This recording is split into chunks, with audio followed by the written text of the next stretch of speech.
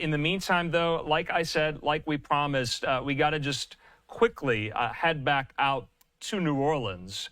And that is where some of our reporters are standing by. We've been relying on them throughout the course of the day, including none other than our own Fox News multimedia reporter, Sarah Allegre, and she joins us from the scene with the latest here. Sarah, good to see you. What more do we know?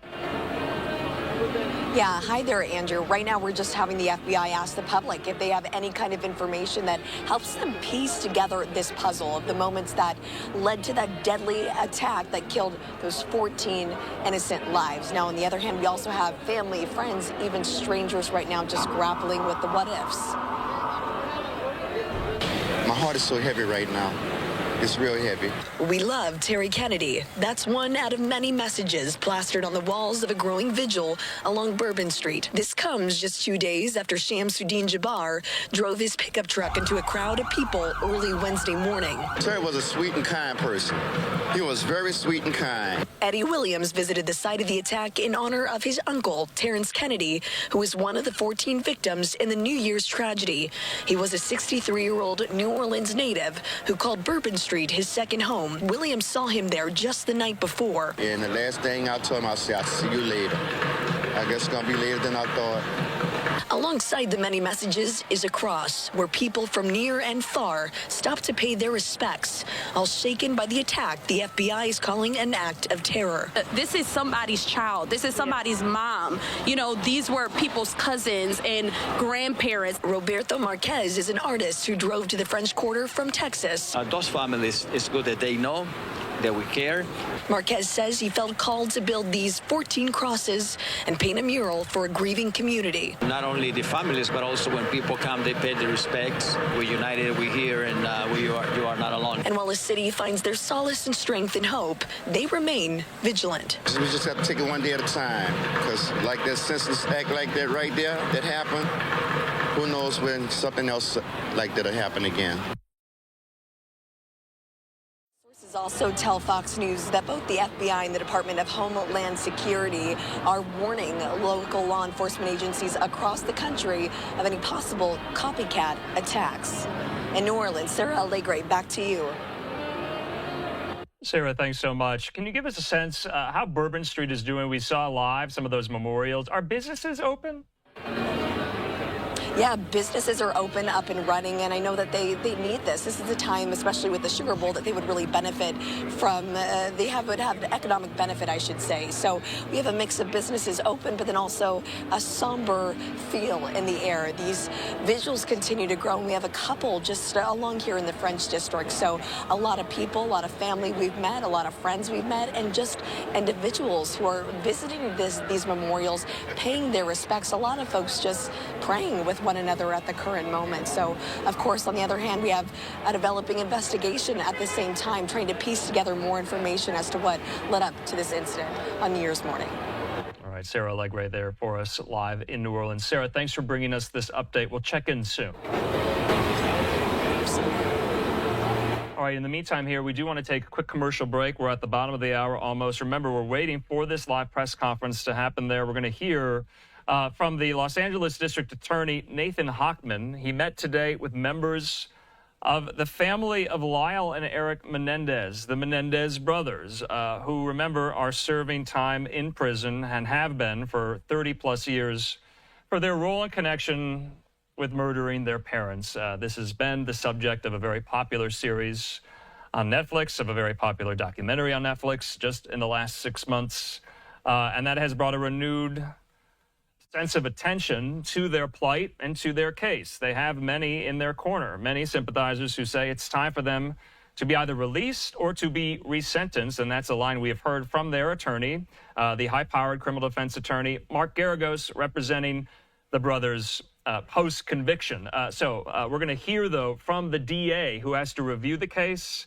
who has to look at the case. You'll remember that before the November election, we brought you that story that then DA at the time, George Gascon, said he was considering reviewing the case for a possible resentencing of the case. Now, he lost his election. Nathan Hochman became the new district attorney in Los Angeles, and said at the time that he would review that decision, essentially putting the brakes on this momentum that had been gained for some time in the case of the Menendez brothers. So we will bring that live press conference once it gets going, but we got to take a quick commercial break. When we come back, we're touching on some of these key business headlines today. President Biden late last night kind of putting the nail in the coffin, finally there, of this proposed acquisition by Japanese steelmaker Nippon Steel. Remember, they wanted to purchase and acquire U.S. steel. President Biden putting the kibosh on that, blocking that very sale just yesterday. We'll be breaking down the dynamics of what that means, not only for all the key stakeholders, but the overall U.S. economy. We'll have that segment for you after the break.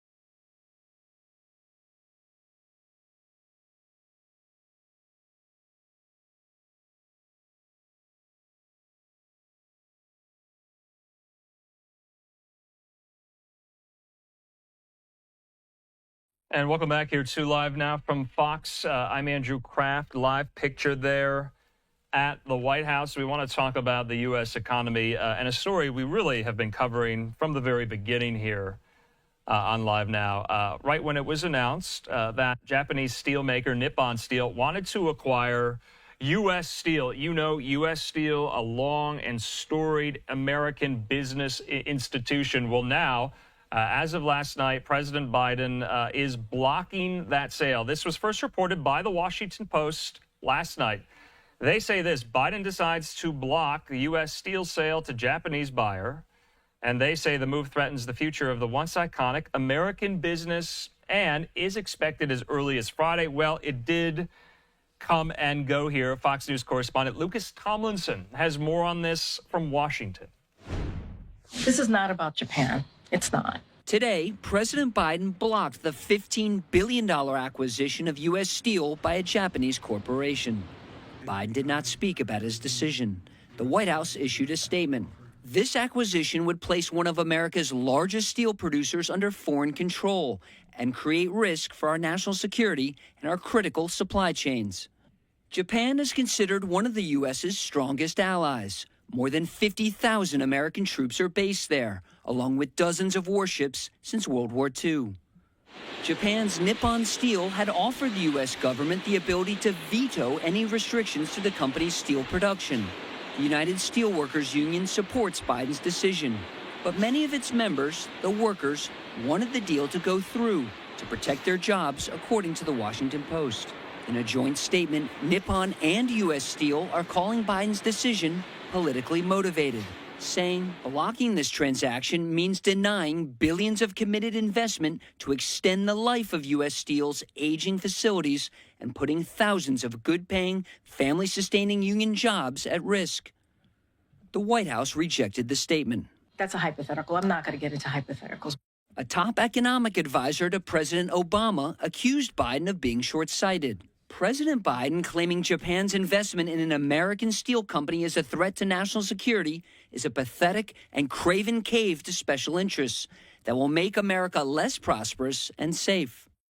It's not often that President Biden and President-elect Trump agree. This time they do. They both want U.S. Steel to stay in American hands.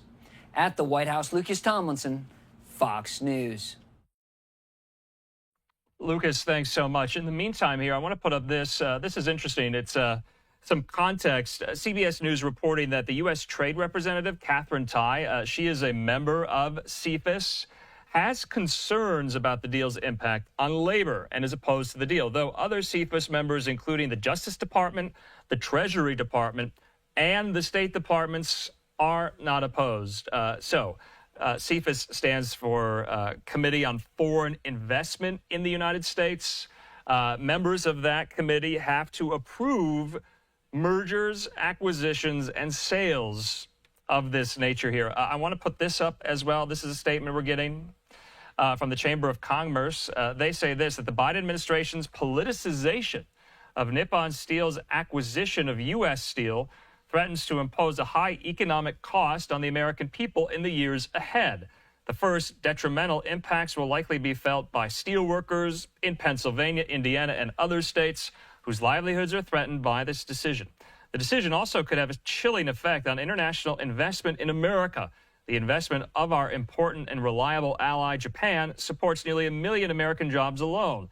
The business community will continue to work to facilitate investments from abroad that help grow our economy and support American families. That's from the head of the Chamber of Commerce, John Murphy. So we're going to be bringing in some of our reporters there to help us make sense of this a little bit later on tonight. But don't you worry, we're going to dive deep into that blocked sale by Biden today of U.S. steel by Nippon Steel. In the meantime, though, we do have the district attorney in Los Angeles, Nathan Hochman. He just took the podium. Remember, he met today with members of the Menendez family as he continues to review the Menendez brothers' case. Let's listen. Affirm these convictions. So we've been doing that effort, and that effort continues. As part of that effort, what I said is that I would also speak to any victim family member who wanted to speak with me. And that's what we did today. A number of the victim family members came in. It was a very productive session where they gave me all their thoughts about what should happen in this case, their experiences that they wanted to share, the ultimate direction that they wanted this case to go. And so it was a very productive conversation over a number of hours. Again, I invite and have continued to invite any additional victim family member, and I think virtually all of them were there today, that wanted to speak with me, to speak with me. And that forms part of the information data set that we will use to determine what the right result should be in both the habeas proceedings, although the impact, the family victim members' impact is less important as far as a habeas proceeding goes, as well as the resentencing issues that are going to be coming forth.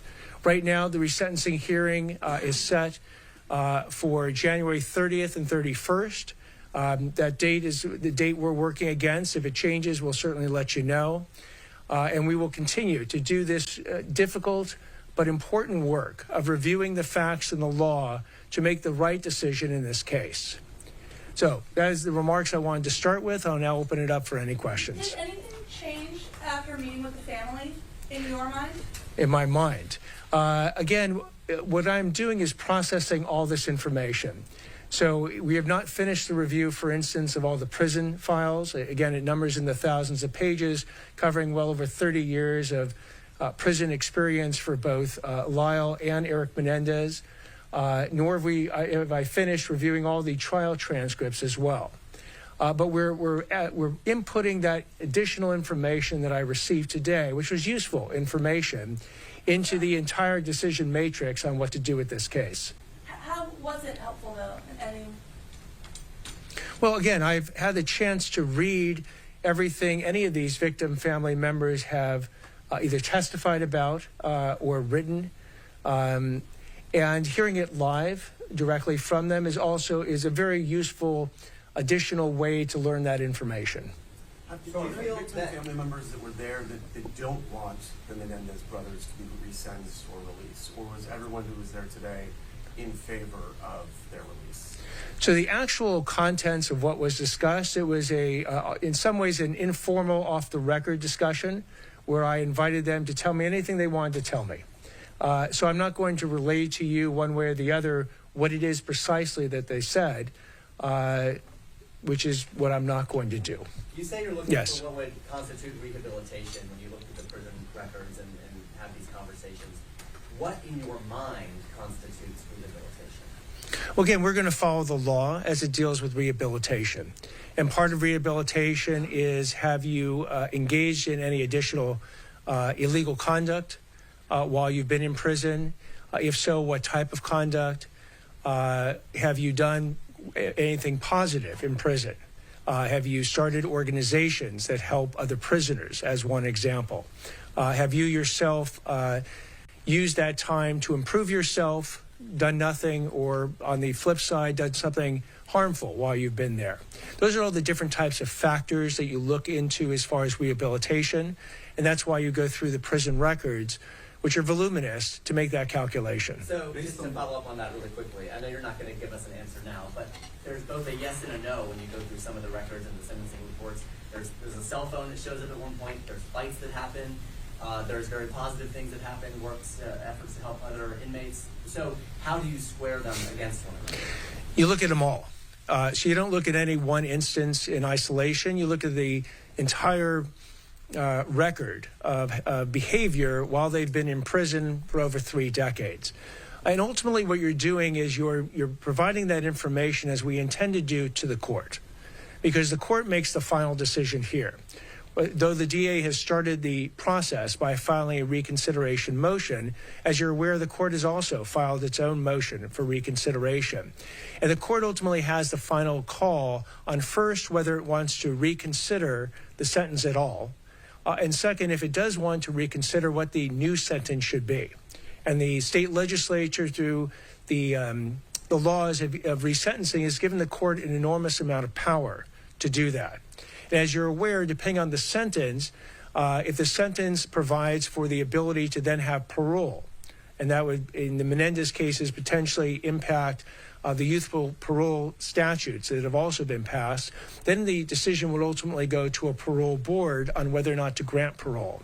And as far as that goes, a parole board, which usually is just 2 people, would make that decision, and then the governor himself, if it was to be a grant of parole, would have 120 days to make one of 3 decisions: either agree with the parole board, disagree and reverse the parole board, or send it back to the full parole board to actually consider the case. So far, right now, you haven't made any decision? I have not. You previously said you might consider the brothers separately and give 2 different recommendations. Is that still true? Please expand on that. So let me make it crystal clear what I said before and the implication of it. In any case, whether it's the Menendez case or any case, you look at each individual defendant separately. You look at each individual crime separately. There's effectively 3 crimes that they were convicted of. One dealing with the first-degree murder of Jose Menendez, their father. One dealing with the first-degree murder of their mother, Kitty Menendez, and then a conspiracy statute tying them all both together. So you would look at each individual crime, and then each individual, for the resentencing's rehabilitation. Now, that might lead you to the same results. It might lead you to different results. And I'm not here to predetermine where we're going to end up for each individual defendant and each individual crime. That's what this analysis is all about. The victim's family. May I ask a couple of questions, please? Can you describe just in general, what was the tone of the meeting? You know, it's roughly 3 hours by my calculation. You know, was it a good give and take? Was it emotional? It was a productive meeting. That's how I'll describe it. And the second question, when you talk about rereading the transcripts, you talk about both the trial and then the retrial. I ask that because just that alone seems like it would be an enormous task. So I'm curious how much of your time and everything else that's on the plate this is taking. It's taking a lot of time, but it's one of those decisions that you want to make sure you get right. So I'm working with a team of people that are also engaged in reading these transcripts. And then bringing to my attention the transcripts that they're reading. I read those transcripts.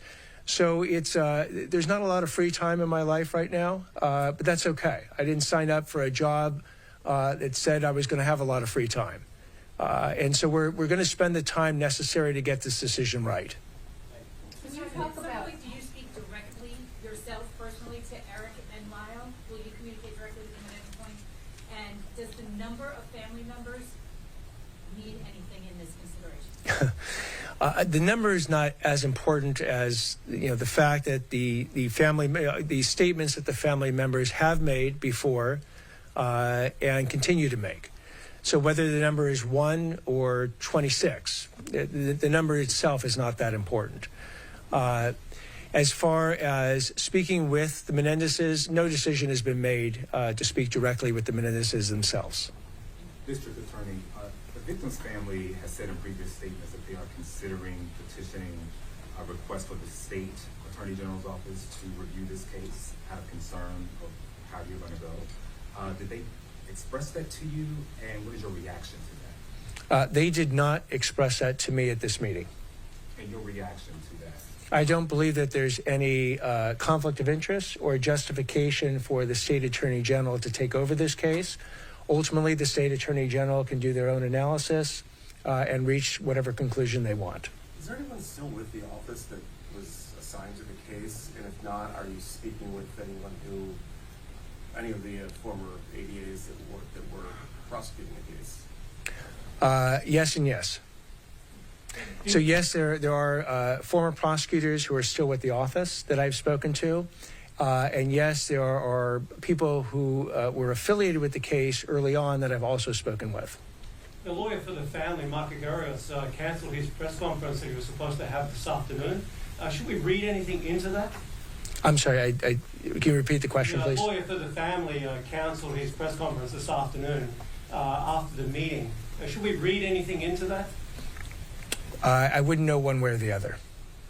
Can you talk about how many attorneys in your office are working on this and whether you think a decision by your office can be made by that January 30th date? A number of attorneys are working on this beside myself. And right now, that January 30th date is a date that we intend to hold to.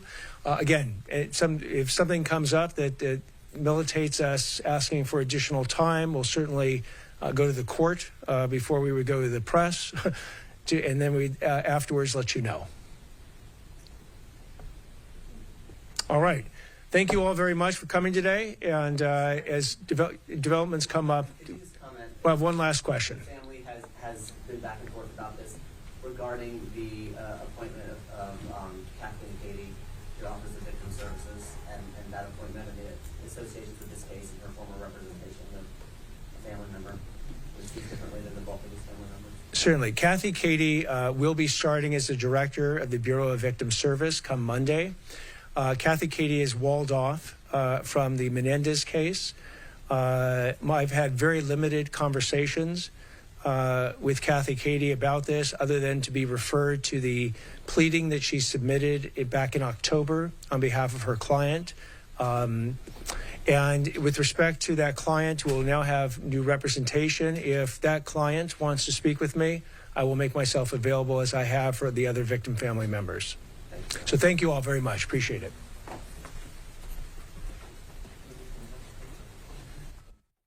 All right, so there you have it. That's Nathan Hochman. He's the new district attorney in Los Angeles. And today he met with more than 20 members of the Menendez family who fully support a resentencing process for Eric and Lyle Menendez, who have been serving a 30-plus year sentence for their role in connection to the murder of their parents. And so, remember, this is what happens when a new district attorney comes in. He defeated the previous district attorney, George Gascon, and he said he is going to be reviewing the case. He was asked a number of questions there, and he gave a timeline for his office, his team of attorneys, by January 30th to have some type of answer for the public on what to go and do moving forward. So that's something we're going to be looking for. I know there's a lot of renewed attention in this case for the Menendez brothers. And so there you were just listening to Nathan Hochman, the new district attorney, about what his office has done about the case, what they are considering. And he provided as much detail as he could with some of the private conversations he had in this meeting today with multiple members of the Menendez family. So that's what we do here on Live Now from Fox. We bring you these events that happen live, raw, and uninterrupted there. So wanted to make sure we got that in. It's a major story. We'll stay with it. But let's take our final commercial break of this hour. We want to move from Los Angeles to Capitol Hill. A lot happening in Washington today. As you know, Speaker Mike Johnson getting the gavel back again for another term in this 119th Congress. And he made it through on the first ballot, although there were some hiccups, some snags. There had to be some political jockeying going on between President-elect Trump and some of these Republican members of Congress who weren't so sold on a Speaker Mike Johnson. We'll be breaking all of that down and more in 2 minutes.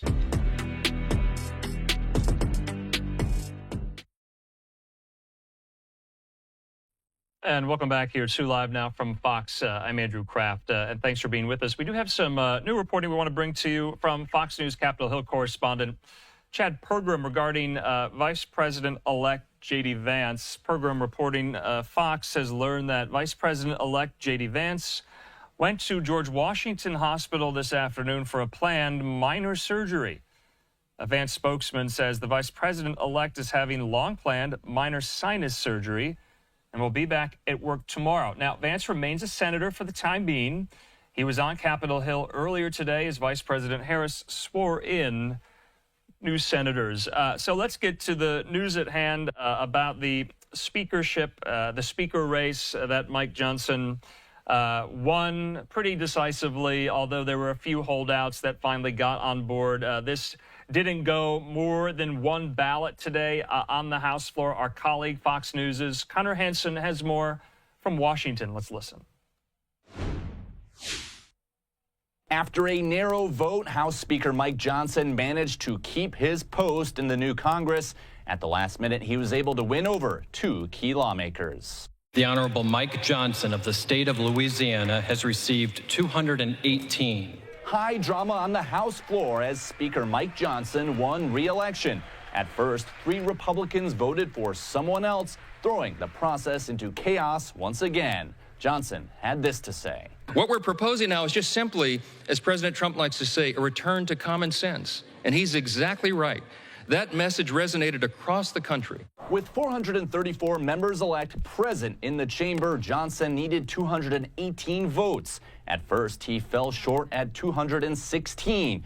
Ralph Norman, Thomas Massie, and Keith Self were the 3 Republican detractors. But Speaker Johnson pulled Norman and Self aside and convinced them to change their votes before the gavel. Some have been unhappy with how Johnson handled recent spending bills. They expect us to act as adults, and it's time for everyone to put their big boy pants on and get to work. President-elect Trump endorsed Mike Johnson and made calls to other Republicans who seem to be on the fence. A speaker vote had not gone to a second round for 100 years until Speaker Kevin McCarthy took 15 rounds to get elected. It also took several rounds after McCarthy was ousted to select Mike Johnson for the first time. If Johnson had not been elected, members would not have been sworn in, and President-elect Trump's election wouldn't have been certified until a speaker was chosen. In New York, Connor Hansen, Fox News. Connor, thanks so much. So like Connor said, this was all done just in the nick of time before the January 6th Electoral College certification happening there on Monday. Speaker Johnson there with a victory lap on his social media account with that photo saying it's an incredible honor to continue serving our great country as Speaker of the House. He says, now let's get to work. In the meantime here, let's bring into the conversation someone who is there for all of this today. That's our colleague at Fox News radio reporter, Ryan Schmelz. He joins me. Ryan, good to see you here. Glad we caught up because I know you've been running around the halls of the Capitol today. Give us a sense of how dicey this was after the first ballot was almost done here. What went on behind the scenes, not only with Johnson, but some of his allies and some of his colleagues in trying to win over some of these holdouts? Right, Andrew. I think the sentiment around Capitol Hill was confusion. No one knew what was going on. You know, you had those 3 holdouts who voted for somebody not named Mike Johnson. You had Ralph Norman, Keith Self, Thomas Massie. Massie was not a shock. But you still had a number of Freedom Caucus members who were weary of Johnson still come out and eventually support him. Now, the vote was held open, though a lot of us were under the assumption that Johnson had failed in the first round, that we were eventually going to get a second round of voting. And then we were hearing that members were called back to immediately get ready to do a second ballot. Then it became clear that the first ballot was never actually called. And so during that delay, we are told that a number of members met in a room with 2 of those holdouts who had Norman and Keith Self, as well as some lawmakers, and President-elect Trump was put on the speakerphone, and eventually Norman and Self were convinced that they should go and change their vote, and they ultimately did. Yeah, that's so interesting. I was going to ask, what was President-elect Trump's role in all of this? Our colleague Brett Baer had This reporting today, he said he was told Trump has made calls to a few so-called undecided Republicans on the speaker vote. He reports, we are told all of those calls were positive for Johnson. And notably, not on that list was Tom Massey. He obviously made his no vote. Very, very clear here. So Trump was intimately involved up to the last minute in getting Mike Johnson over the finish line here. What's the House Freedom Caucus, saying? Some of these members were in the caucus. They kind of run to the right of the rank and file Republican members here. How did they justify this to their caucus? They're no friends to Mike Johnson, but why did they back him this time? Well, from the statements that they put out and what they've been saying since then, a lot of this had less to do with Speaker Johnson and more to do with President-elect Trump. From what we understand, Trump was working the phones leading up to this vote. But I think the big thing here is that they felt there was a need to hit the ground running and to start passing President-elect Trump's agenda. Keep in mind, unlike the speaker battle involving Kevin McCarthy, this speaker battle was really up against the clock. They need to certify the election on Monday. They want to get reconciliation bills done before President-elect Trump even takes office in some cases. And so they're not going to be able to do that if they're deciding on who's going to be the Speaker of the House. So there's a sense of urgency here that you did not see 2 years ago with Kevin McCarthy. But I think based off the statements you see from the Freedom Caucus, they're still watching Johnson closely, but they've been convinced for the time being that this is what's best to get Trump's agenda across the finish line, but that does not guarantee that Speaker Mike Johnson is safe throughout the duration of this next Congress. Okay, I want to talk about that in just a minute, but I have in front of me this memo that went out to House Freedom Caucus members explaining why they backed Johnson today. They say this: because of our steadfast support of President Trump and to ensure the timely certification of his electors, we did this despite our sincere reservations regarding the Speaker's track record over the past 15 months. Is it all about spending? Is it all about dollars? Is that where they draw the ire of Johnson? That certainly is probably the big one, if not the biggest one, Andrew, but it's not the only one. And Thomas Massey, who is not a Freedom Caucus member, but has explained his frustration with Johnson, and a lot of that has to do with foreign aid. Johnson put a big foreign aid bill on the floor that involved aid to Ukraine, Israel, and did not include any pay-fors. And then you also have the FISA reauthorization. That's a federal surveillance program. Johnson was the deciding vote when it came to a provision in that would have had a warrant requirement attached to it. So that not getting through also ticked off Massey. Now, with the Freedom Caucus, I think a lot more of it is centered around spending and how Johnson has handled spending throughout his time as Speaker. But they've got some assurances now, but it seems like they're watching Johnson closely. Okay, because a lot of this seems to stem from Johnson and what he has done, how he has already acted as Speaker, not necessarily, what he's going to do in a 119th Congress. So I thought that was interesting. Ryan, at this moment last year, we were covering the 15 rounds of the Speaker and the gavel race after members voted out Kevin McCarthy as Speaker. So we all know how that went. That was very dramatic. That was very chaotic. Now, the mechanism procedurally to oust the Speaker, from what I understand in the rules package that passed over the weekend, the threshold has been raised. What does that mean? Help us explain that. Right. So the rules package that McCarthy was governing under said that any one member, no matter what political party, could bring a motion to vacate to the floor, and the House would have to vote on that motion to vacate. Matt Gaetz did it with Speaker McCarthy. Speaker McCarthy was ousted after a number of pretty much every Democrat and then a number of Republicans came on board and decided to vote to oust Speaker McCarthy. So the House Freedom Caucus and the House Main Street Caucus, a more moderate-leaning conference of Republicans, met behind closed doors. They negotiated a new change to it. And so now the new threshold is that you have to have 9 members to bring up a motion to vacate in order to bring up that vote. But what drew the ear of Democrats when it comes to this is that only the majority party is the ones who can bring up the motion to vacate. So a lot of Democrats are very frustrated about that, hence why you saw Democrats really not want to vote for the rules package today. Okay, Ryan Schmelz, as always, there live for us on Capitol Hill. Ryan, thanks for providing that great insight and reporting. We'll talk soon. Sounds good, Andrew. Thank you. All right, in the meantime here, President-elect Donald Trump weighing in on Speaker Johnson winning the Speaker's gavel today, posting on Truth Social, congratulations to Speaker Mike Johnson for receiving an unprecedented vote of confidence in Congress. Mike will be a great speaker, and our country will be the beneficiary. The people of America have waited 4 years for common sense, strength, and leadership. They'll get it now, and America will be greater than ever before. Also, in an exclusive to Fox News Digital, Trump was also reacting to this.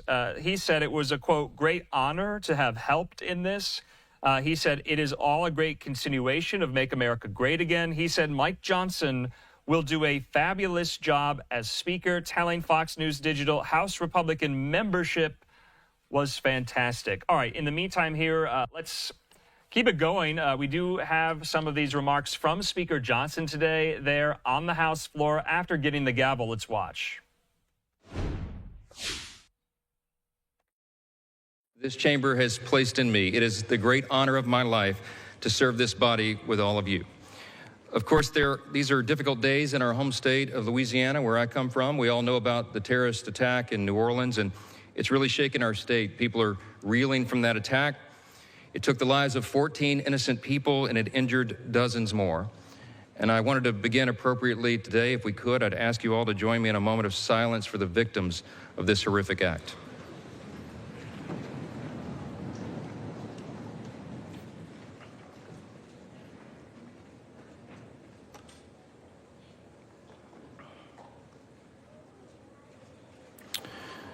Thank you. Thank you for that. I believe in giving honor where honor is due, and all of us do well to honor our spouses. My wife happens to be here this time. She didn't make it last time. It happened a little sudden. Kelly, would you stand up here in the gallery? Thank you.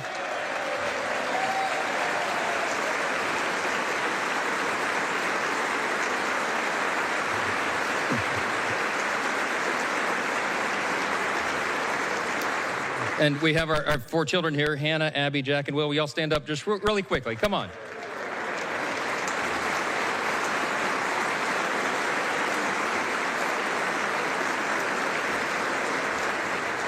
I wanted to do that. All of us recognize that there are no perks to being a congressman's kid, right? It's all sacrifice. And our spouses put up with so much, endless hours in travel and all the responsibilities upon us. And we're good to remind them how important they are to us and how we could not do the job without them. And so it's appropriate for all of us to do that. Thank you. Thank you, guys.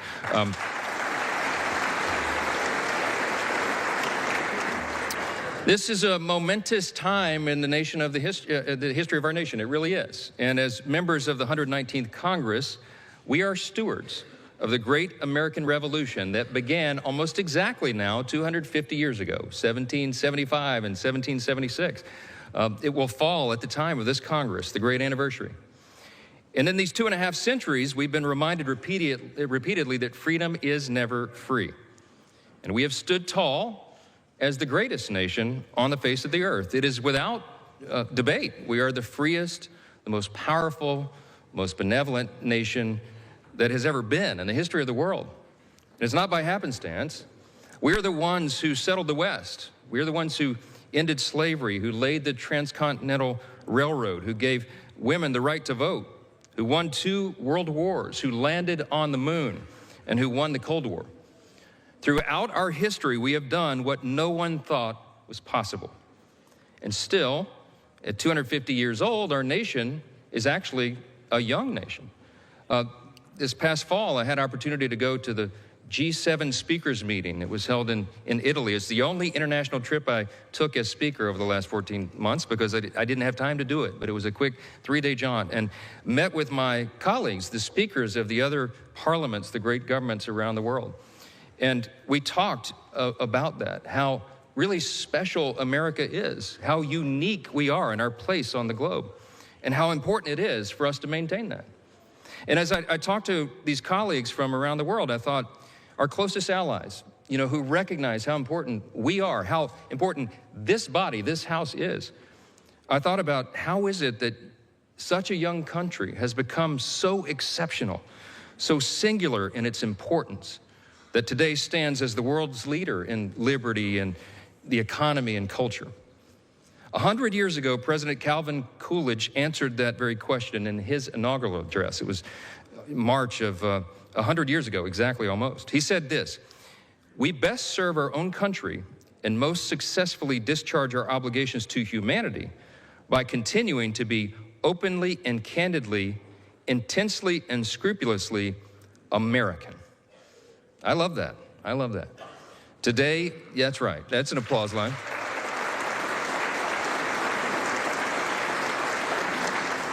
Today, my friends, our nation is the envy of the world. Why? Because we have been marked by a spirit and a people who are explicitly that. We are explicitly American. We don't try to be like other nations, and we recognize that a strong America is good for the entire world. And everybody around the globe knows that. That's right.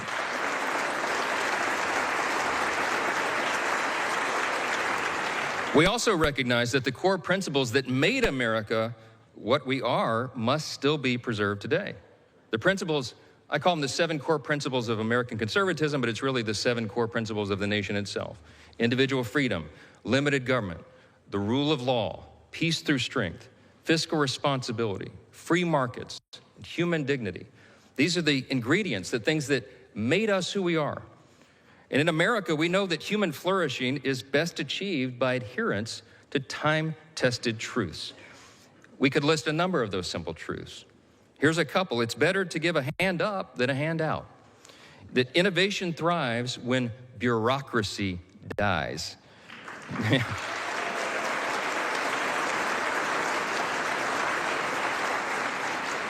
The simple truth that it is parents and families and not administrators that must be in charge of their children's education.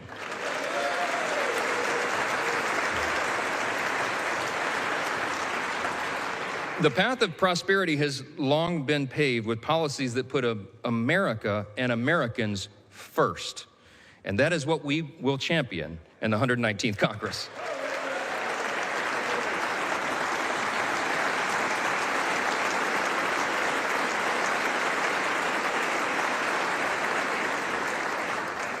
We have a mandate, and that was shown in the election cycle. The people want an America First agenda. They do.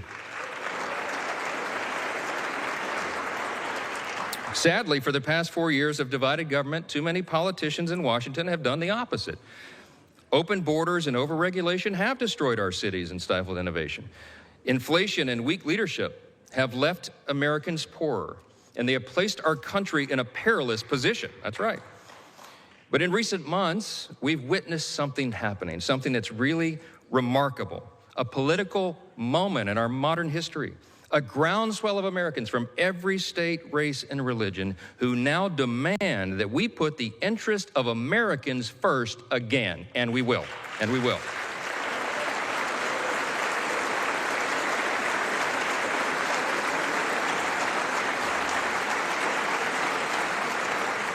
This is a powerful new coalition of our country. It's a coalition that insists that we purge the policies of America last and we bury them in the graveyard of history's mistakes, because it was a big mistake. To that end, this Congress will renounce the status quo and we will listen to the voices of the people. We will act quickly and we will start by defending our nation's borders. That's the #1 priority. Yes.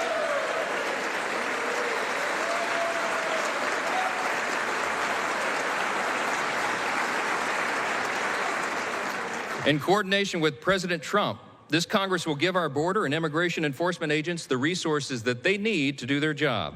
We will secure the border, we will deport dangerous, criminal, illegal aliens, and finally finish building the border wall.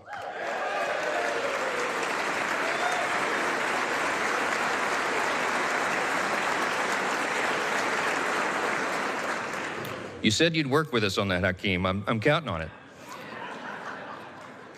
After 4 years of high inflation, we have a big agenda. We have a lot to do, and we can do it in a bipartisan fashion. We can fight high inflation, and we must.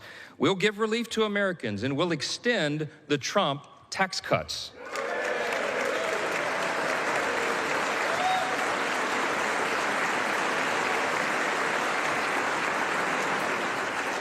We're going to protect our industries from one-sided trade deals, and we're going to bring overseas investments back to America's shores. That's right. We'll defeat the harmful effects of inflation, and we'll make life affordable again for America's hardworking people.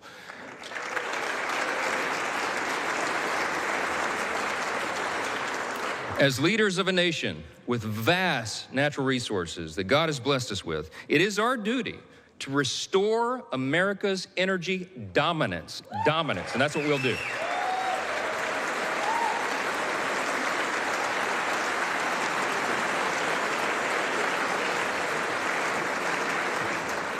We have to apply common sense. We have to stop the attacks on liquefied natural gas, pass legislation to eliminate the Green New Deal, that funding.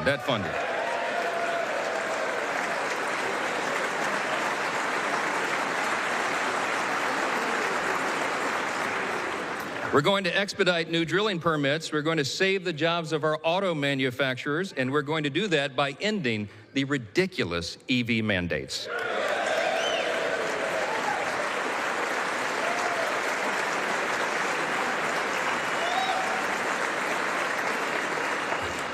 And as heirs to the American Revolution and the descendants of patriots who defied tyranny, in the coming months, we are going to pass legislation to roll back the totalitarian fourth branch of government known as the administrative state. Okay, so we just wanted to show you a little bit of House Speaker Mike Johnson's address there to his colleagues in the House chamber after winning the gavel for a second time now. So let's take a quick commercial break. I'm Andrew Kraft. It's about 6:15 here Mountain Time, about 8:15 there in Washington. When we come back, though, you'll also be hearing from the House Minority Leader, the Democrat from New York, Hakeem Jeffries, will have some of his remarks. Also, we are following a major kind of announcement from the Surgeon General today linking alcohol and cancer. All of that and more after the break.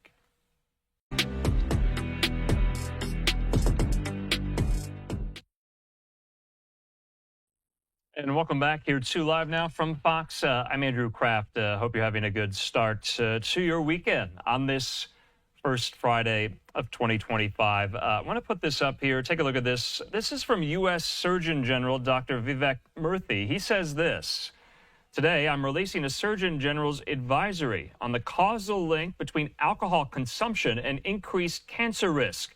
Alcohol, he says, is the third leading preventable cause of cancer in the U.S., contributing to about 100,000 cancer cases and 20,000 cancer deaths each year.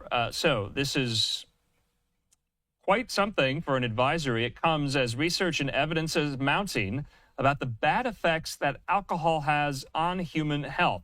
But Murthy's proposal for a label would require a rare approval from Congress. So Murthy argues in the advisory that Americans should be better informed about the link between alcohol and cancer. Fox News correspondent William LaJeunesse has more on this from Los Angeles. You may want to think before you take your next drink. Surgeon General Vivek Murthy calling for updated labels on alcoholic beverages, warning Americans about cancer risks associated with drinking. I don't think it would make any difference. If people want to drink, they will drink regardless of any warnings. It's like with the smoking. Well, I think even though it might not help, it might make people stop and, take a second thought about it. So in that respect, it may help a little bit. Alcohol consumption, including hard alcohol, beer, and wine, can increase your chance of cancer, including liver, breast, throat, and colorectal cancer. And the risk increases the more you drink. Dr. Murthy warns drinking, even moderate amounts, can put you at a greater risk for disease, saying, quote, the risk of developing cancer may start to increase around 1 or fewer drinks per day. In fact, a recent Canadian study found just 2 drinks a week can take 2 to 3 days off your life. That jumps to 2.5 months if you consume 7 a week. Science now tells us that drinking any alcohol has risks. Drinking alcohol is the third leading preventable cause of cancer in the U.S. after tobacco and obesity. The country's top doc argues that booze is to blame for nearly 1 million avoidable cancer cases in the U.S. over the last decade and roughly 20,000 alcohol-related cancer deaths each year. Before an updated warning can be applied, it would need approval from Congress. In Los Angeles, William Lajeunesse, Fox News. William, thanks so much. Well, you know, bottles of beer, wine, and liquor already carry warning labels that say pregnant women should not drink and that alcohol consumption can impair someone's ability to drive a car. But Murthy's proposed label would go even further than that, raising awareness about the risk for cancer alcohol proposes as well. But any such warning label would need the approval of Congress. So wanted to get that in. Speaking of Congress, let's go back out to the House floor from earlier today. You heard there from Speaker of the House, Mike Johnson, as he was sworn in as Speaker for a second time. Well, the leader of the opposition for the Democrats, of course, from New York, the Democrat Hakeem Jeffries, the minority leader, also had the chance to address the chamber. This is what he had to say. Time for us to come together, not as Democrats or Republicans, but as Americans, to get things done for the people. In that spirit, House Democrats will work hard to find bipartisan common ground with our Republican colleagues and the incoming administration on any issue, whenever and wherever possible, in order to make life better for everyday Americans. For far too long in this country, the cost of living has gone up, but the size of the middle class has come down. Housing costs are too high. Grocery costs are too high. Child care costs are too high. Insurance costs are too high. Utility costs are too high. America is too expensive. There are far too many people in this great country who for decades have been struggling to live paycheck to paycheck. That is not acceptable in the wealthiest country in the history of the world. We need to build an affordable economy for hard-working American taxpayers, and we need to build it now. It's time for us to come together and finally lower the high cost of living in the United States of America once and for all.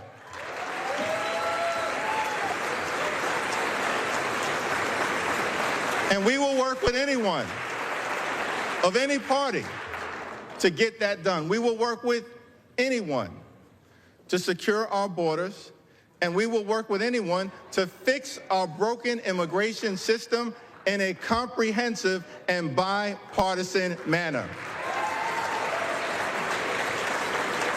At the same period of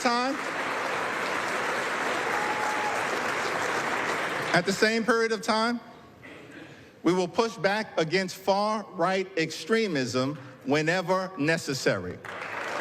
So let me be clear. Social Security and Medicare are not entitlement programs. They are earned benefits. Hard-working American taxpayers pay in to Social Security and Medicare every day, every week, every month, every year throughout their entire adult life. They've earned those benefits, worked hard for those benefits, and deserve those benefits. So as Democrats, our promise to the American people is that we will fight hard to make sure that no one in this town takes away Social Security or Medicare from the American people. Not now, not ever. No means never.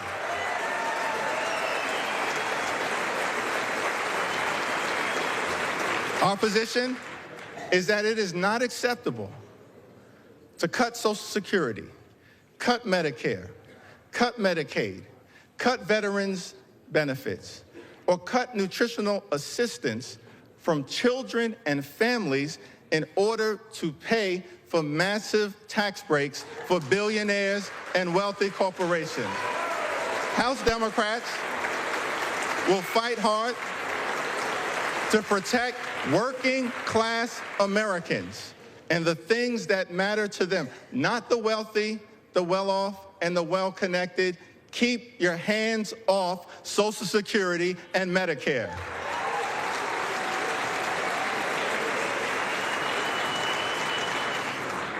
Over the last 4 years, it's been a great honor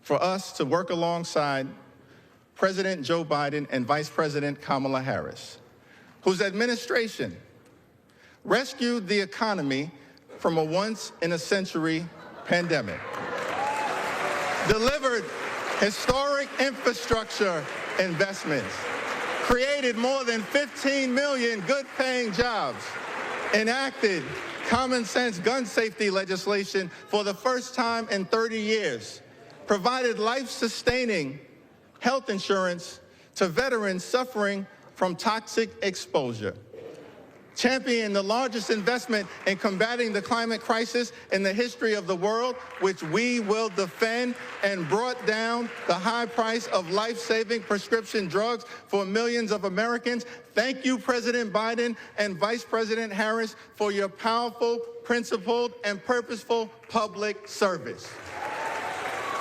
Thank you.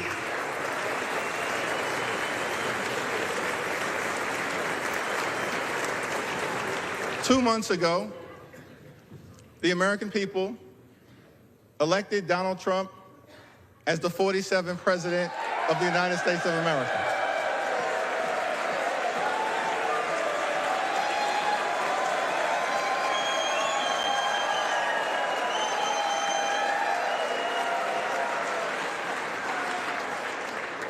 Thank you for that very generous applause. It's okay. There are no election deniers on our side of the aisle. You see, one should love America. One should love America when you win and when you lose. That's the patriotic thing to do, and that's the America that House Democrats will fight hard to preserve because we love this country. America is bigger than any one campaign, any one election, or any one individual. America, the land of the free and the home of the brave.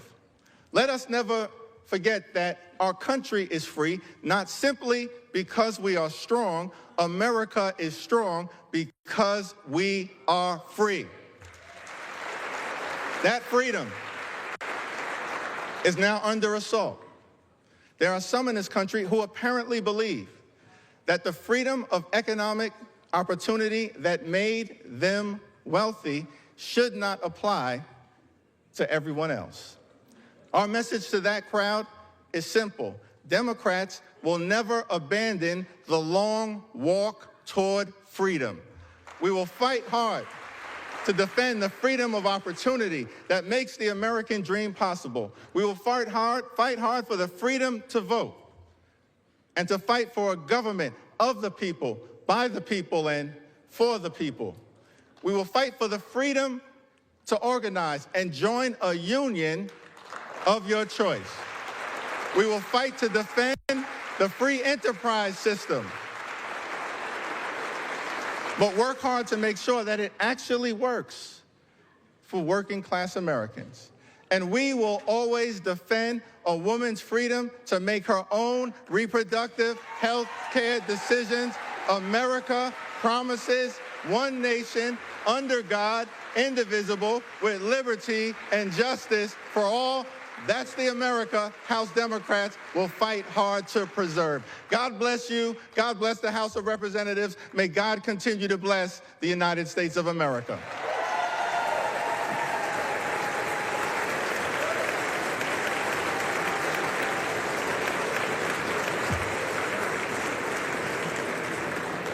It is now my responsibility to present the gavel to the gentleman from the great state of Louisiana,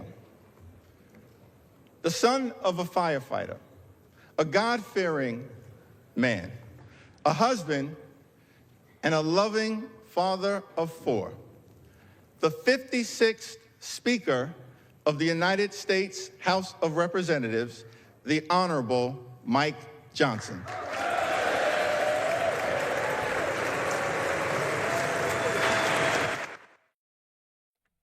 All right, so there you see Jeffries and Johnson on the dais today. Johnson with the gavel. And you heard from Johnson already. We're going to step away for a quick commercial break. It's a little past the bottom of the hour here. I'm Andrew Kraft. Hope you're getting a good start to your weekend.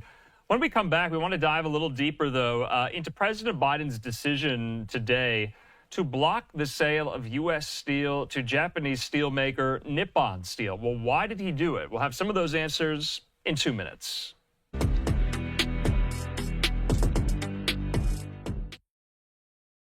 And welcome back here to Live Now from Fox. I'm Andrew Kraft. I want to put up this tweet here from Fox News' Lucas Tomlinson, the White House, saying Biden has blocked the sale of U.S. steel by Japan's Nippon Corporation. Lucas Tomlinson has more. Here's his report. This is not about Japan. It's not. Today, President Biden blocked the $15 billion acquisition of U.S. steel by a Japanese corporation. Biden did not speak about his decision. The White House issued a statement. This acquisition would place one of America's largest steel producers under foreign control and create risk for our national security and our critical supply chains. Japan is considered one of the U.S.'s strongest allies. More than 50,000 American troops are based there, along with dozens of warships since World War II. Japan's Nippon Steel had offered the U.S. government the ability to veto any restrictions to the company's steel production. The United Steelworkers Union supports Biden's decision, but many of its members, the workers, wanted the deal to go through to protect their jobs, according to the Washington Post. In a joint statement, Nippon and U.S. Steel are calling Biden's decision politically motivated, saying blocking this transaction means denying billions of committed investment to extend the life of U.S. Steel's aging facilities and putting thousands of good-paying, family-sustaining union jobs at risk. The White House rejected the statement.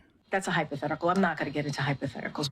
A top economic advisor to President Obama accused Biden of being short-sighted. President Biden claiming Japan's investment in an American steel company is a threat to national security is a pathetic and craven cave to special interests that will make America less prosperous and safe. It's not often that President Biden and President-elect Trump agree. This time they do. They both want U.S. steel to stay in American hands. At the White House, Lucas Tomlinson, Fox News. Lucas, thanks so much. Let's bring to the conversation our friend there at Barron's, Al Root. He covers this a lot here, and he joins me. I wanted to bring this up with you, Al, because, you and I have discussed this for so long, Al joining us. And I want to ask you this, is it really about national security concerns? Because I thought Japan was an ally, was a friend, or is it about labor concerns, about union workers who did not want to see this go through here? I only ask because in the statement from the United Steelworkers Union, they say this: Nippon has proven itself to be a serial trade cheater that for decades worked to undermine our domestic industry by dumping its products into our market. Now, the head of U.S. Steel, Al, called President Biden's action today shameful and corrupt. So which is it? National security or labor? Well, to answer a question you didn't ask, and I'm happy to say this, it's shameful and corrupt. It's nonsense. It's politically motivated. Japan is not a steel dumper. China is a steel dumper. It has utterly nothing to do with economics. Craven, shameful, those words are closer to what actually is going on. So yeah, it's just a bad decision that will ultimately lead to more steel imports and a weaker domestic industry. To say it makes no sense would be to insult common sense.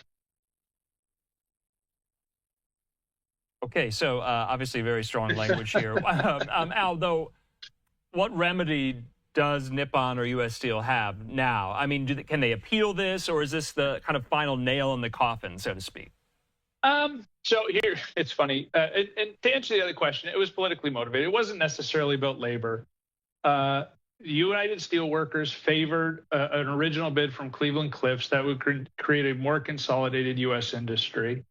We can argue whether that's good or bad. The idea that they said this is, a serial trade cheat, that's just nonsense. It's not backed up factually by any analysis whatsoever. So, Nippon just simply waded into a political issue, believing that common sense would prevail. They waded into it during an election year with a swing state, and this is where we are at now. And then, of course, it was all done under the guise of national security.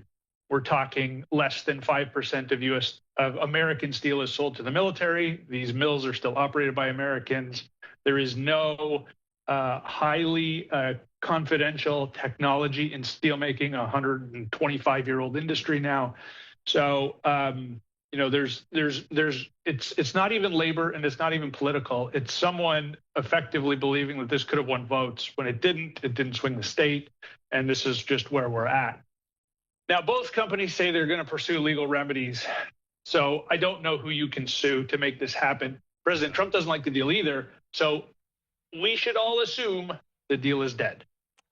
Okay, so from what I understand, though, the parameters of the deal that were in place, the U.S. Steel, at least, members of its corporate governance would have had a relative degree of independence and authority and oversight still over the company. It wasn't like, Nippon Steel's people were going to come in and say, you got to do it, this is my way or the highway here, from what I understand. So there is examples of Japanese steel owning American steel in the past. Former iterations called NKK, they've owned assets in Canada and the U.S. National Steel, which ultimately went bankrupt when it was bought by U.S. Steel, was once owned by a Japanese company. In those situations, you have Japanese engineers. Sometimes you have Japanese managers, but you have American engineers and you have American managers and you have American steel workers.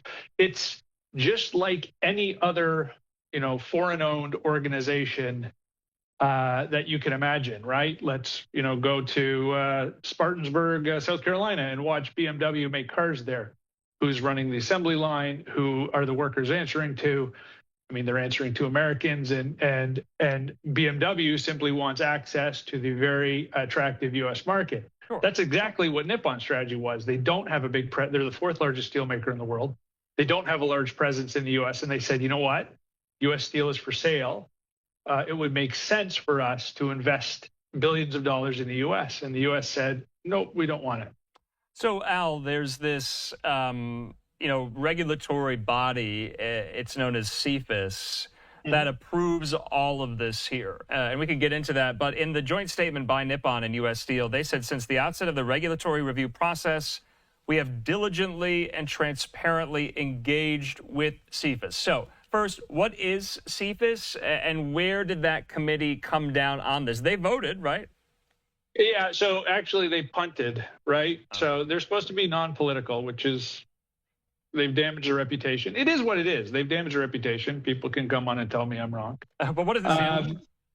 It's a Committee on Foreign Investment in the U.S., right? And it was created in the 70s, and it was strengthened in 2018, and it's supposed to deal with national security.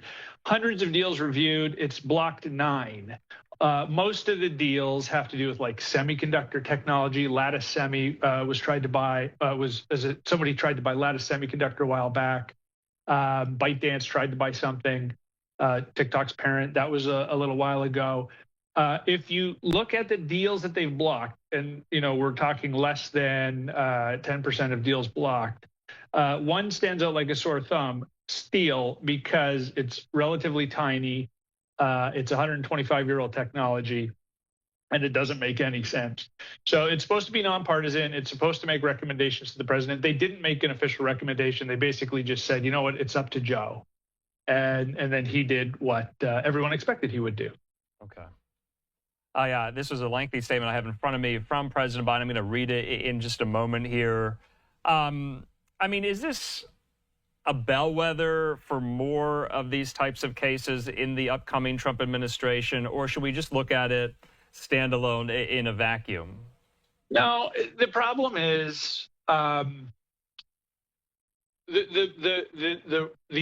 real the global problem is the executive branch using basically their authority to protect national security to do anything.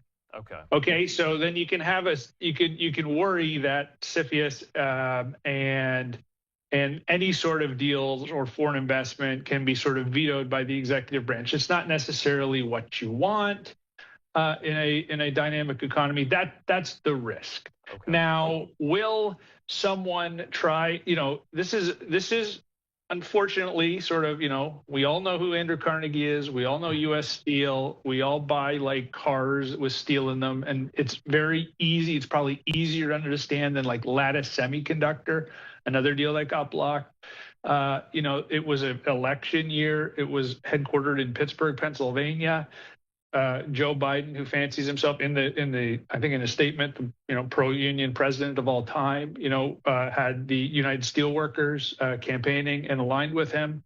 So there is reason also to say, Al, calm down, it'll be fine. But there is the fear that this nonpartisan committee can sort of be expanded and used to sort of do what the executive branch wants with foreign transactions. All right, Al, we're going to have to leave it at that. It seems like that story is, somewhat over for now, but I'm sure we'll be talking a lot in this 2025. Al Root, as always, thanks so much. See you, Andrew. All right, in the meantime here, one more note on this story. I want to read from portions of President Biden's statement. He was kind of outlining his rationale for why he blocked this today. Let's go back live to the White House. And so President Biden says this: as I have said many times, steel production and the steel workers who produce it are the backbone of our nation. A strong domestically owned and operated steel industry represents an essential national security priority and is critical for resilient supply chains. That is because steel powers our country, our infrastructure, our auto industry, and our defense industrial base.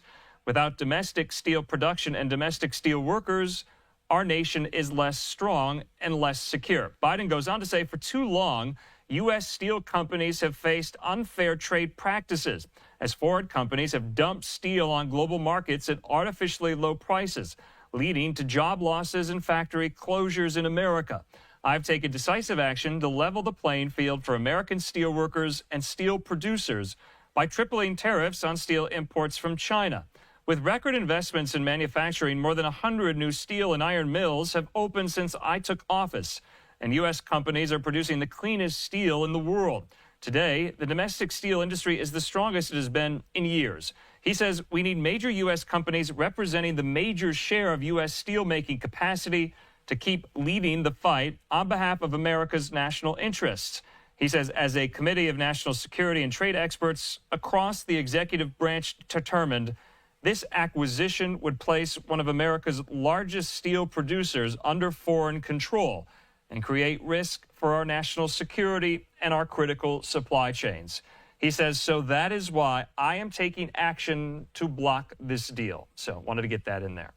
All right, in the meantime here, we are still going strong. We've got a lot more top headlines left to get to on this Friday night. We'll be back in just a moment.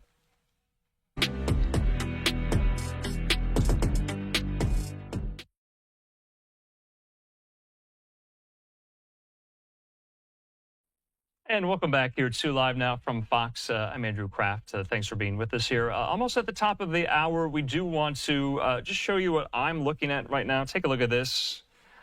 We unfortunately missed this SpaceX launch live there from Florida.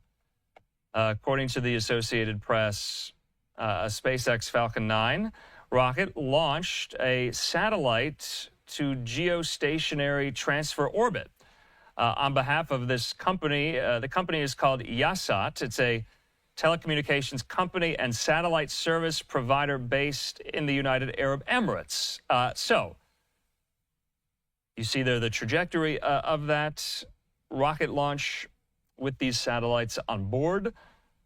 And this was done from Cape Canaveral there at the Space Force Station on Florida's Space Coast. So, fortunately, we missed that, but we have a live picture there of its trajectory and wanted to bring it to you. It's something we're monitoring. Another thing we're monitoring, we're moving from Florida now to the Korean Peninsula. Take a look at this. Yet more political dysfunction continuing there in Seoul, South Korea. Now, what you're looking at right now, supporters there of South Korea's impeached President Yoon Suk-yeol. Remember, Yeol so far defied an arrest warrant. Well, his supporters, they are gathering near the presidential residence to protect him from being detained. Now, a Seoul court issued a warrant to detain Yoon and a separate warrant to search his residence on Tuesday, but enforcing them is complicated as long as he remains in his official residence. So this turned quite tense yesterday. You literally had police and law enforcement go to serve an arrest warrant to the former president and to take him into custody and to detain him. His personal protective service that protects him tussled with and fought with those law enforcement officials who were trying to detain him. They were unsuccessful. So now you are seeing right now there in Seoul, South Korea, the South Korean capital, supporters of Yoon gathering near the presidential residence to protect him from being detained. So he still has not been detained. Remember, he was impeached over that effort in December that he made to impose martial law on South Korea. Remember, it was only in place for about 5 hours. The National Assembly there unanimously voted to rescind that. Yoon's political future was up in the air, hanging by a thread after that, and then he was impeached by the National Assembly, and now there is an arrest warrant for him, although he has not been detained yet in execution of that arrest warrant because those protecting him, his kind of protective detail, are shielding him at the presidential residence. So this is going to be quite a problem to enforce this. It remains complicated as long as he remains in his official residence there. So I thought that was interesting. Remember, South Korea, one of our closest allies in East Asia, one of our closest friends, going through it, so to speak, as the kids say. So this is a story we're going to stay on top of. Wanted to get that in. Let's get our final commercial break in this hour. You see there, not entirely sure what time it is there in Seoul, South Korea, but these are supporters of Yoon. Wow, look at that. Look at that sign. I didn't even notice that. Stop the steal. Okay, so stop the steal, of course. It's a common refrain from former President Trump and his supporters in the wake of the 2020 election, and it looks like supporters of Yoon have adopted the phrase themselves. Even though Yoon has been impeached, he's holed up at the presidential residence. Nonetheless, a throng of his supporters have come out in his defense today. It's almost 11 a.m. there on an early Saturday morning in Seoul there. So wanted to make sure we got that in. A final commercial break. We'll see you in 2 minutes. When we come back, though, we did hear from Las Vegas officials today, both police and FBI, about that Cybertruck explosion on New Year's Day outside of Trump Tower there, the Trump Hotel, off the Las Vegas Strip. We're getting a better picture of some of the motivations behind the suspect who did it. We'll have that for you in 2 minutes.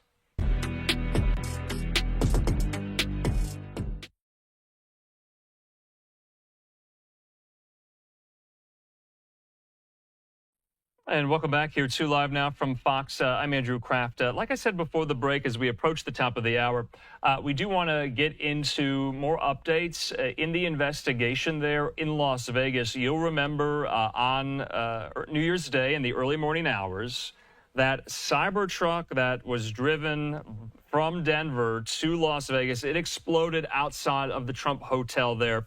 We have some new video as well of the Cybertruck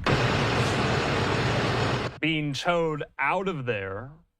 And we also learned some new details in a press conference today. Well, remember, Matthew Livelsberger was the suspect's name, 37-year-old Green Beret. He was active duty, highly decorated. He fatally shot himself in that Cybertruck just before it blew up outside the hotel.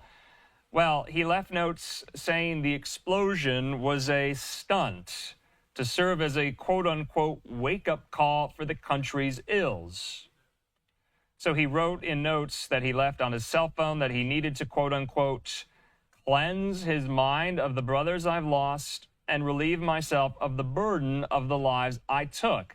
Livelsberger served in the Army since 2006 and deployed twice to Afghanistan. He was on an official leave while serving in Germany as well. We want to bring into the conversation now our friend from Berna Law Enforcement, Josh Sherrard. He joins me. And Josh, thanks for being with us here. I know you've been following this very, very closely. I got to wish you a Happy New Year, but this is a really, really terrible story that we got to get into here. There was a report today in Reuters that officials are on high alert, not just from the Las Vegas situation, but also, of course, from the New Orleans terror attack, of potential copycats. Is that always the case in the wake of these, the threat of copycats? Yeah, unfortunately, when we see something that's as motivated as one of these attacks, whether it was, politically motivated as an international terrorist attack driven by possible ISIS ties, or politically, internally, domestically, as we see a little bit in the Vegas attack, you have some people that may not be that radicalized yet, but see these as martyrs, that see these suspects, these attackers as martyrs, and feel like they're paving the road to something that they can do as well to make a statement like they did. And unfortunately, yes, we do. And part of it is that drive, is that motivation, is that leadership of, hey, I can make a statement like this person. And the other part is literally a how-to. Both these, in their own way, obviously the New Orleans was, more deadly than the Vegas attack, but they set a precedent in a literal how-to to get attention, to cause mayhem, chaos, to divide people. And so unfortunately, it makes it all that much easier for those that may be thinking they want to make a statement to just do something very similar. There are so many similarities and hallmarks to these two incidents in New Orleans and Las Vegas, one of which is we heard extensively from the perpetrators of both of these attacks. Now that investigators there in Las Vegas seized the cell phone and the devices from the Cybertruck itself and got many, many terabytes of data. Same thing with Jabbar there in New Orleans, getting his devices, going over the data, saying that he had posted just hours before the rampage, pledging his allegiance to ISIS. In the Las Vegas case, though, Josh, obviously the question of motive always presents itself in the wake of these things. But from this press conference we heard in Las Vegas today, the motive was plain as day. He said this, Livelsberger said, this was not a terrorist attack. It was a wake-up call. Americans only pay attention to spectacles and violence. He said, what better way to get my point across than a stunt with fireworks and explosives? That's not subtle, Josh. No, look, terrorism boiled down to its fundamental roots is the violence, using violence or the threat of violence to further an ideology, be it religious, political belief, moral, whatever it might be. So if you're trying to use violence or that threat of violence to further that and to make a statement, just like he wrote, whether he wants to call it a wake-up call or not, that in itself is fundamentally terrorism. Whether it's domestic, whether it's international, it really doesn't matter. And that's the issue we have here. Now, I do believe that in the Vegas attack, with his background, he may have been able to be more effective, more deadly, to cause a larger explosion if he had wanted to. So there may be a certain merit to his statement that he really was just trying to make a statement. Regardless of that, it's still terrorism, and that's what people need to understand. Look at I think one of the last times we talked about the CEO of United Healthcare shooting, and they put a terrorist charge on him. That was terrorism as well, because he's using violence to try to push an ideology, to push a mindset on a section of people. So that's what we really need to understand here is he can say that all day long. It's still terrorism. Yeah, no, I think that's so interesting because it does say, you know, having covered these stories in the last, 3-4 months here, small t terrorism is somewhat on a spectrum. Yes, the lowest common denominator of a definition is it causes violence, causes harm, and the like here. And then it gets added with, you know, to your point, some of these political, religious motivations of to why the terrorism was carried out. But that is specific, though, radical Islamic terror in the New Orleans case to say, and I'm learning that it depends on who is saying that at a press conference, you know, what agency they represent, who gets to make that determination that now we are investigating this as a terror-related incident or a terror attack here. That's been ruled out in Las Vegas. You know, put aside what Livelsberger is saying, that this is a terror attack. The investigators there are saying, we're not investigating it like this. This is a one-off lone wolf guy.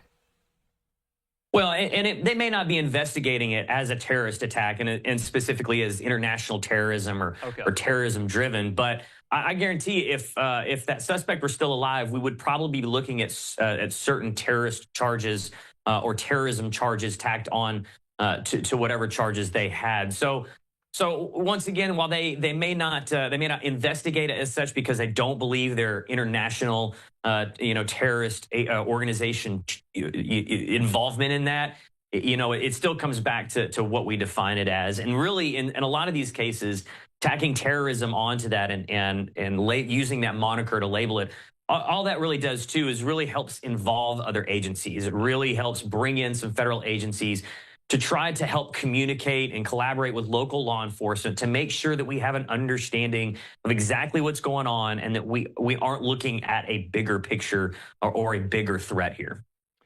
You know, Josh, it's so interesting, too, because according to the press conference, we're going to play it in just a minute, Tesla engineers helped extract data from the Cybertruck itself for investigators, and they helped determine where this came from. Because obviously, you know, if you're driving from Colorado Springs, where it originated, and you're going all the way to Las Vegas, you need to stop on the way to charge it. And so I thought that was an interesting kind of nexus with tech and law enforcement about putting the pieces of the puzzle together. Yeah, absolutely. You know, we've seen this before when we've been investigating a crime. Where we look at LPRs, license plate readers, to try to backtrack somebody's actions, especially when they're traveling across states or across big cities. But now we're starting to see this introduction of technology that kind of renders that obsolete, where we have so many data points in these cars, not only just GPS, but of their own, but GPS that's embedded in these cars. And as we progress forward, especially with a lot of legislation that we're seeing about having speed monitors in cars to give you an alert if you're speeding. Well, that requires GPS data. So as we start moving forward, I think we're really going to see that shift in that investigative outlet of using, somewhat, surveillance-based tracking agents to the GPSs that are native in those cars, which opens up a whole new lane of investigation and ability to really expedite some of that initial investigation to backtrack that suspect's actions. Yeah, I mean, to your point, Josh, I mean, this was it was gleaned and determined quite quickly, where this Cybertruck originated from. He rented it there in Denver, and so I thought that was interesting. I wanted to talk about his background, his experience. Livelsberger, 37 years old. He drove all the way. There's been reporting out there suggesting, he had issues at home. We've heard from him in these writings, recovered from his mobile devices at length about what he was going through, his mental state at the time here. Well, yesterday in the press conference, I thought it was interesting because it alluded to something you brought up. He's an active duty Green Beret at the time of this. And law enforcement officials at yesterday's press briefing in Vegas said that the level of sophistication of this explosion they thought would have borne the hallmark of something more sophisticated, knowing Livelsberger's background here. What did you make of that? They're essentially saying, knowing what we know about his background, we thought it was going to be more explosive. Yeah, and as a former Army infantry officer, I get explosives training, and then as a former SWAT officer and SWAT commander, I've gotten more explosives training, but not nearly to the degree as an Army Green Beret, as a Special Forces soldier, especially one that's been in as long as he has, decorated with 5 Bronze Stars. He's seen so much action, in his career. So this leads me down 2 possible routes. The first is that it was just a statement. He wasn't trying to do a massive amount of damage and a massive amount of destruction. That he knew that this would it would cause, a lot of fire, a big fireball, but really wouldn't cause all that destruction. Or the other route is that he decided to do this very quickly, that this wasn't a very planned event. He knew he was home on leave. There's obviously some mental health issues that are part of this decision, but it was done very quickly, and he just got what he could get his hands on to make the statement that he wanted to make, and not have all that time to plan. So I think we're looking at one of those 2 options. The overarching the issue here is definitely that mental health, and I think a lot of that is going to be combat driven, and I think that as we move forward, we're going to see a lot of that come out. Yeah, and when you talk about prevention or how to stop something like this from happening, he was able to rent a Cybertruck, drive it many hours, pull up there to outside the lobby of the Trump Hotel in Las Vegas. He shot himself before this went off, and many things were found in the Cybertruck here. But if you're a law enforcement agency, if you're Las Vegas Metro, if you're the FBI, how do you prepare for something like that? That just seems so random. Obviously, Livelsberger prepared this methodically here, but on New Year's Day, how can you see that coming? You don't, and that's the short answer, and that's the answer that unfortunately a lot of the public doesn't want to hear. Is law enforcement looks at threats in two manners, and it's what's most likely to happen and what's the worst case scenario, and then we have to focus resources somewhere in between there. And unfortunately, you can't defend on all fronts. The prevention in this case started years ago. It started months and years ago, really with that mental health, really with how can we make sure that these soldiers that are seeing this much combat are receiving the mental health care that they need so that it doesn't go this far.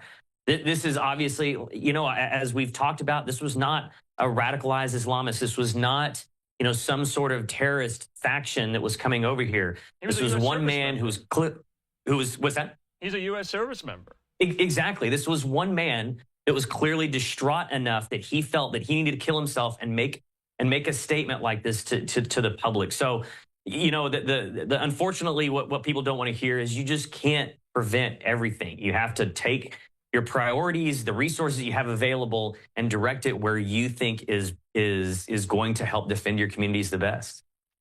All right, Josh Sherrard, as always, with Berna Law Enforcement. Can't thank you enough. Of course, sorry we're talking about this terrible circumstances. I do want to wish you a happy new year. I think we'll be talking a lot, though, in 2025. Thanks so much, Josh. Absolutely. Have a good night.